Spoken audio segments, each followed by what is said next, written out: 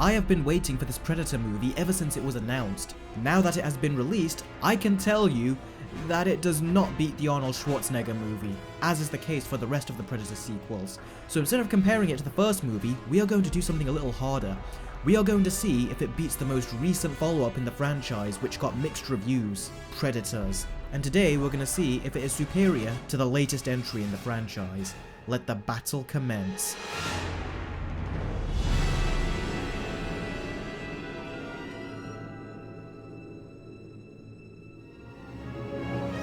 The story for Predators is that several people have been kidnapped and are mysteriously parachuted onto what appears to be a jungle. A little while later, our group of characters discover that they are actually on a completely different planet which their captors have used as a hunting ground. From here, our protagonists try to escape the planet while simultaneously trying to outrun the Predators in this sadistic game of cat and mouse. And the story for the Predator is that a Predator crashes onto Earth in his ship and kills a team of soldiers. The leader of the team, called Quinn, discovers some of the Predator's equipment and decides to mail it to his home. It just so happens that Quinn has a son who opens the delivery once it arrives and accidentally triggers a signal which calls a Predator to Earth. And then the movie quickly slaps together our team of heroes who decide to pursue and take out the Predators. Oh, and we have a scientist played by Olivia Munn who also decides to join the team to take down the Predators. Now the story for Predators is a very simple survival story, and a lot of people criticize the movie for reusing the same jungle environment from the first movie, and although I can see what they mean, I have to completely disagree.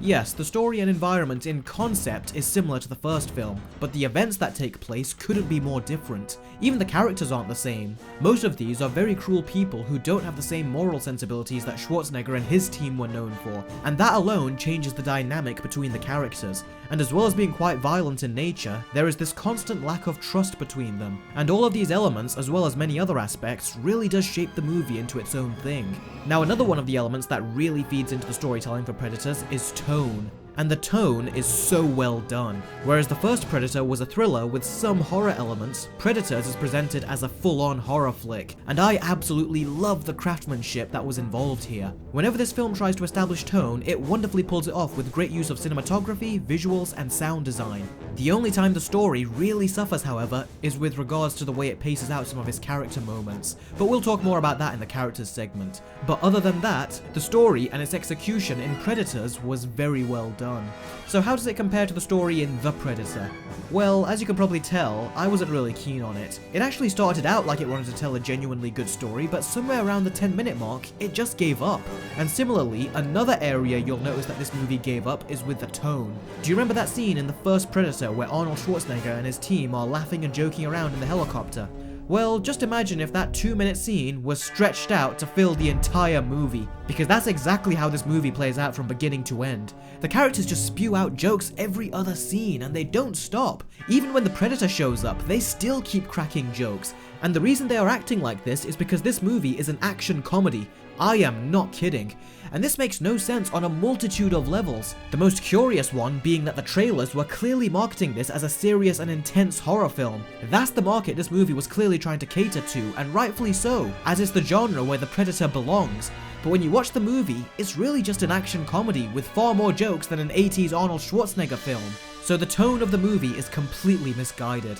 And that's just the tone. This movie also decides to incorporate a twist, and you won't believe this, but it actually takes a plot reveal from another one of Fox's films, and that is, surprisingly, the first X-Men. What the hell do you want with me? You? My dear boy, whoever said I wanted you? They used this exact same plot twist in The Predator, and it was so freaking lame. X-Men built it up as a great reveal, and the music, the destroyed environment, and the facial expressions, it really hit you hard, and it's a twist I will always remember. In The Predator, however, it was so quick and lazy that it didn't even hit you with a strong sense of realization like the movie it ripped off did, and that really makes the story feel so cheap and even lazy. So with regards to story, The Predator was a complete letdown, and the tone did nothing to help it either. So the movie with the superior story is Predators. Something both of these films have in common is that the characters are played by a bunch of lesser known actors. You have probably seen them in a movie or two, but ultimately they don't pop up on our radar very often. Now, one of the common criticisms that Predators gets is that the characters are wandering around the jungle for a long time, and despite the fact that we know who the predators are, the movie persists on concealing them for a good chunk of the film like the very first movie did. Now, I personally never saw this as an issue. It's true that we as an audience know who the predators are, but the characters in this movie don't, and watching them react, question, and try to figure out how they came here and who is here with them is really interesting. It comes off like a character study, and in a way, it feels like we are studying these new characters and observing them just like the predators are. And both the actors and script do a great job at illustrating the characters' cluelessness and fear for what is out there. And the fact that these are tough people, yet they are afraid of the predators, just further amplifies how much danger they're in and how on edge they are. And you do genuinely want to see most of these characters make it out alive, because despite being very guarded people, they soon make friendly relations with each other, and seeing these really tough people show a little vulnerability is quite nice. And I am actually surprised that this worked at all, because this type of character development can be considered a cliche. The only time I got bored of their development, however, was in this scene, where they were hiding from the predators for the night. It goes on far too long, and my mind constantly kept wandering off and thinking about something else to pass the time. Maybe that's just me, but I found this scene to be a total drag. But other than that, I thought the character development was done very well, and because you care for the characters an ample amount, not a ton, it really benefits the horror aspect of this movie. And as for the characters in The Predator, the first thing I noticed about them is that their introductions were very rushed. They are introduced for a few minutes, and then, rather instantaneously, they go from complete strangers to a team of misfits who are gleefully chasing after a predator. And that is a first for these Predator movies, where the character's relationship and motivation for pursuing the predator doesn't make any sense. In the first movie, the characters tried to take out the predator because they were close friends who were unwillingly forced into a matter of survival. In the second movie, the predator was killing people in the city, so the police and armed forces were trying to take it out. In the third movie, the characters were all taken from their homes and dumped on a planet where they were getting axed off one by one, so they teamed up and banded together. Again, for survival. In the latest movie, they all just start to help each other because the movie just lazily wanted to put a team together. There really is no reason for it. They just decide to chase after the predator and do the city a service despite the fact that they are all convicts. You can argue that the main character has a reason and wants to protect his son, but that's a small plot point that pretty much gets dealt with very quickly. And as I mentioned, they joke a lot. And instead of the jokes being gross out hilarious, they are just immature and they go on throughout the entire movie. As a matter of fact, I got so annoyed with their constant jokes that as I was writing my notes about this movie, I genuinely wanted to throw my phone at the screen.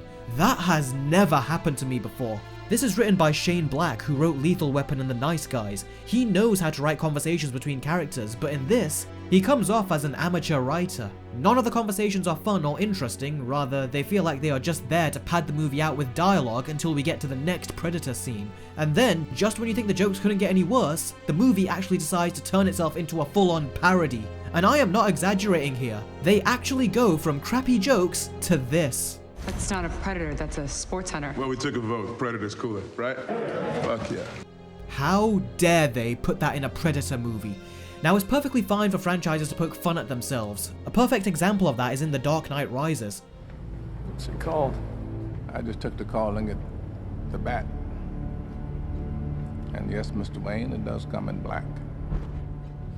See, it pokes fun at Bruce Wayne's preference to have everything in black, as well as referencing the first time him and Fox discussed the colour of the Batmobile. It's a nice little playful jab on the property and a nice friendly joke that two people would actually make in real life. But this particular joke is a straight up parody that you would expect to see in a scary movie sequel. It has no place in a franchise that prides itself on being taken seriously. And unlike the joke in The Dark Knight Rises, this is less of a jab and more of a brutal punch in the face to the Predator as a whole. And this really damages the tension of the movie, because the characters are never scared.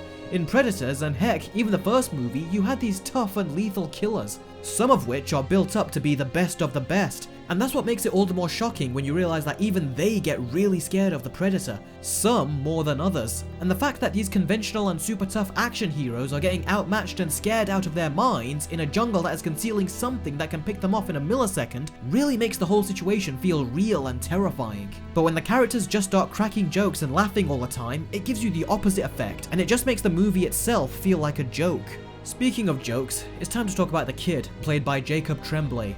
This kid is so inconsistent. He asks his dad if he kills people, and his dad ultimately says that I won't kill from now on. And then later on, right in front of him, his dad shoots someone in the eye, and the kid is like, "Dad." And his father says, "Well, I won't kill starting from now."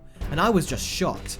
I mean, the kid is supposed to have a reaction to seeing someone get killed right in front of him, but the movie just makes a joke out of it. It feels like Fox is practically taunting us by saying, "Oh, you want good character development? Well, you're not gonna get it here, because, you know, it's a comedy. Laugh, you thick mindless people, laugh." Going back to the kid, he also has Asperger's, and this character trait was also really inconsistent. A fire alarm going off would cause him to curl up in the corner making noises, but then when an explosion happens or when the Predator's ship makes this high-pitched sound which causes everyone to cover their ears, the kid just brushes it off like it was nothing. I mean, if you are going to give a character some sort of medical condition, then you must commit to it. You don't give someone a very specific character trait and then just do nothing with it. If anything, it doesn't make the movie better, it just makes it more flawed. So yeah, all the characters were complete and total shit, especially Key. He turned out to be more annoying in this movie than I thought he was going to be, judging by the trailers. He just opens his mouth as wide as he can whenever he speaks, and he just becomes unbearable and so out of place. That being said, he wasn't the worst character of the movie. That character would be Trigger, played by Sterling K. Brown. He is supposed to be the human scumbag of the movie, and the actor clearly didn't give a crap. He was just so comical and over the top that he surpasses a cartoon and becomes a freaking parody all by himself. And I know the actor can do better than this because he played a character on Person of Interest called Cal Breacher, and although I can't remember the character that much, I do remember some of the performances that the actor delivered, and it was a very good performance. So I don't know if the director told him to be like this or something, but he gave one of the worst performances I have ever seen in my life. He was so bad that I can honestly say that I have seen better acting in Deep Blue Sea 2. And as for the only woman of the team, she is a scientist who is brought along as a consultant to provide input on the Predator, and once the Predator escapes, she doesn't run away from it like a normal human being.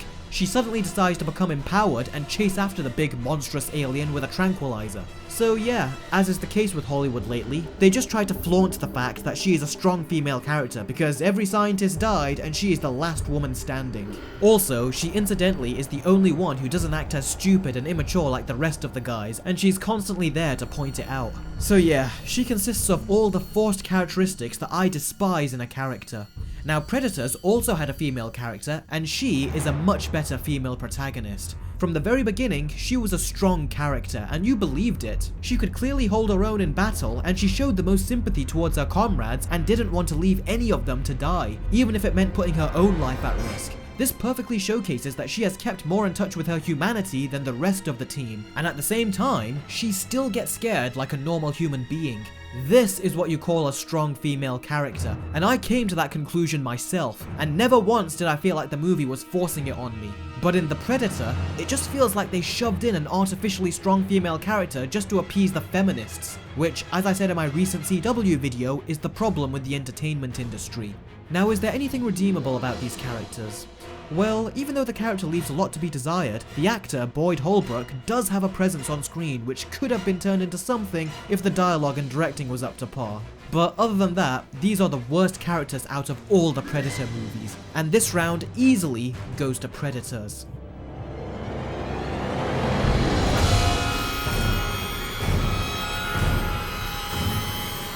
Now this is where both movies get interesting, because not only do they have the classic Predator, but both films also have super predators. Now the super predators in the third movie are clearly more evolved and physically superior, and they really come across as the bullies of their planet. I mean, as well as hunting people, they also hang and tie up this predator for the whole movie, and they're apparently so terrible towards their own kind that the classic Predator actually decides to help out and defend an armed human who they would usually just kill right on the spot. I really found that to be fascinating.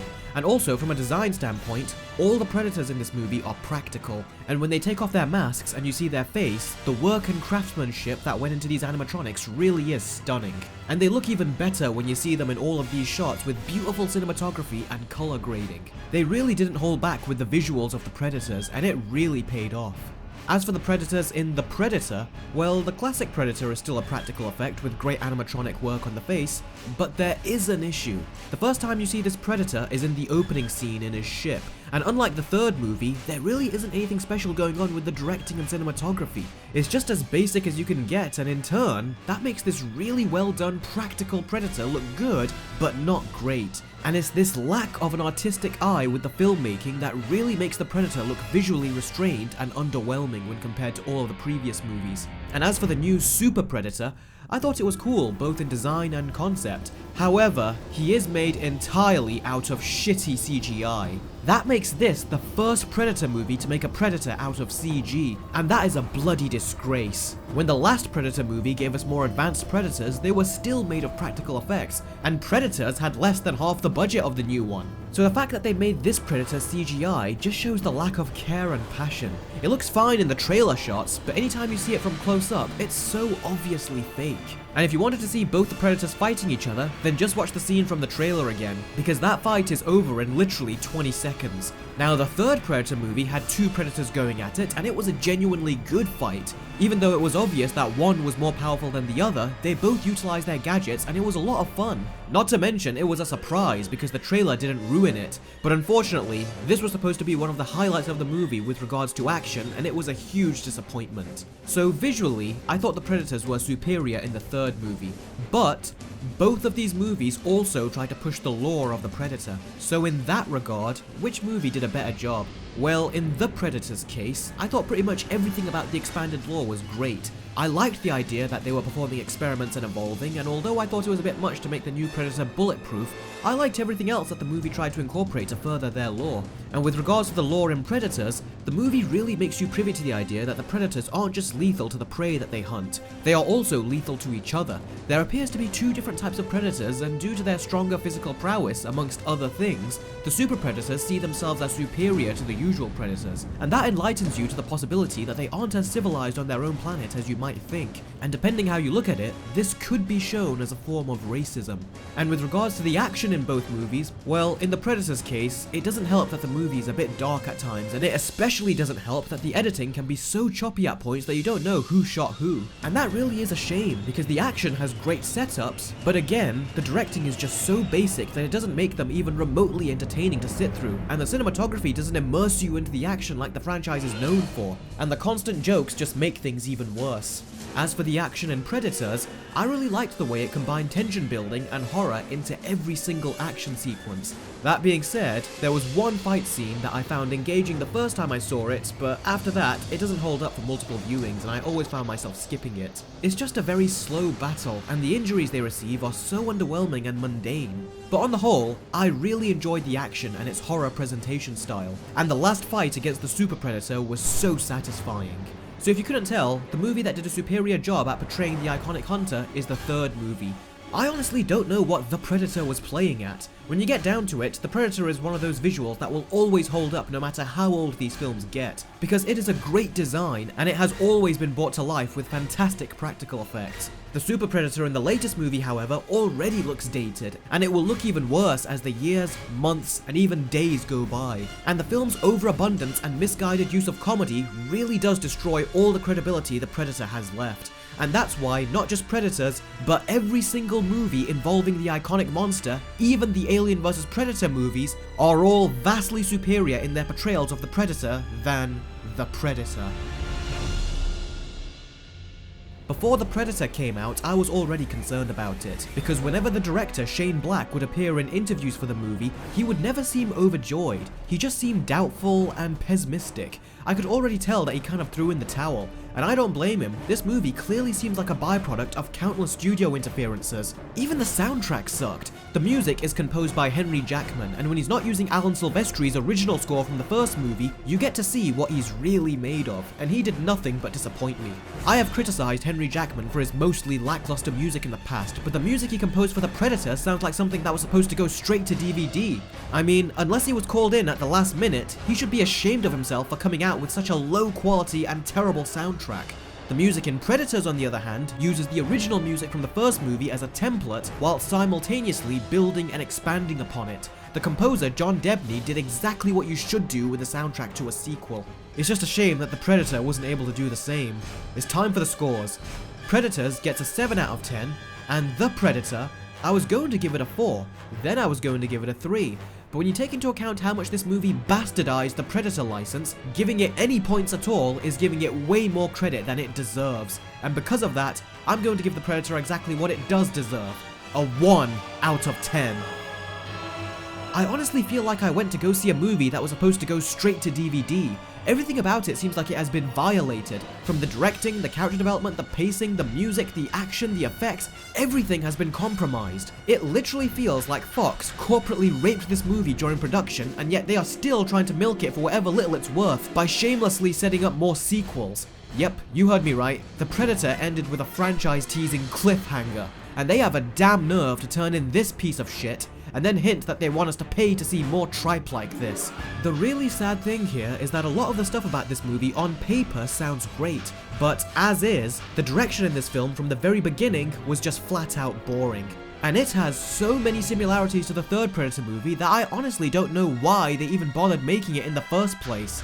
Both movies have a team that is a mixture of good and bad guys who haven't met each other before but band together to defeat the Predators. They both have a woman in the team, and both films have a regular Predator as well as a super Predator. Both the original and new Predator fight, and the new one kills the old one, and then the rest of our characters die, leaving only 2 alive. So if you want to see a better version of this film, then watch Predators. It's beautifully shot, absolutely dripping with atmosphere, has amazing production value, great practical effects, mostly great use of CGI, and it also has a much better horror tone as well as some well-placed comedic moments that feel natural and well written, as opposed to the Saturday Night Live shit that we got in The Predator.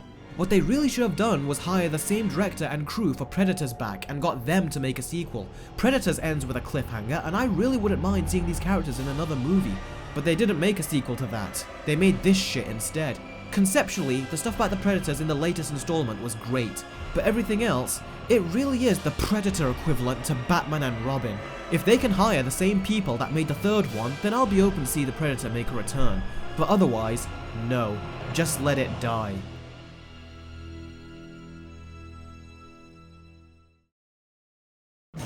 And that's it for another Versus video. Comment below and let me know what you think of the 2 movies, and I really want to know your thoughts on the non-stop comedy that was in The Predator. Regardless of what this movie could have gotten right, the overuse of comedy would have really crippled it anyway. Thank you very much as always for watching, guys, and thanks so much for making me past 30,000 subscribers. I really do appreciate every single one of you. My next Versus video will be one that you have all been asking me for, and that is Venom vs Spider-Man 3, and we'll just see which of the 2 movies got Venom right and which one didn't. Please don't forget to comment and give this video a thumbs up, as it really does help in getting my videos noticed on YouTube's broken algorithm. And as always, I will catch all of you next time.